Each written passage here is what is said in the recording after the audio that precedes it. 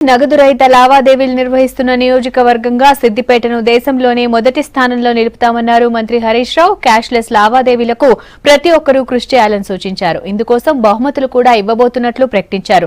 సిద్దిపేట నియోజకవర్గంలో పర్యటించిన హరీష్ క్యాష్లెస్ విధానంపై అవగాహన కల్పించారు.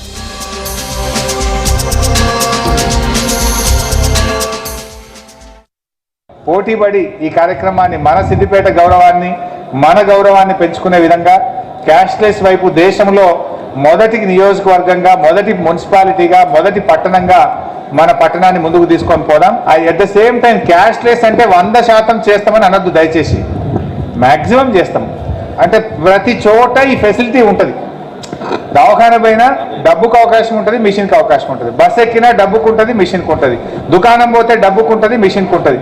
అంటే ప్రజలకు ఇబ్బంది లేకుండా ప్రతి చోట ఈ సౌకర్యాన్ని కలగజేయడం, ప్రతి పౌరుడికి ఈ సౌకర్యాన్ని కలగజేయడమే మన లక్ష్యం. మెజారిటీ ప్రజలు దీన్ని వాడుకొని తమ ఇబ్బందులను తొలగించడం కోసం, ప్రజల యొక్క సహకారం కోసం, ప్రజల యొక్క సహాయార్థం కోసం మనం చేస్తున్న ఈ కార్యక్రమం. మొత్తం అధికారులు, ప్రజాప్రతినిధులు, మా సర్పంచులు మనం వాడదాం, ఇతరులకు ఆదర్శంగా నిలబడదాం.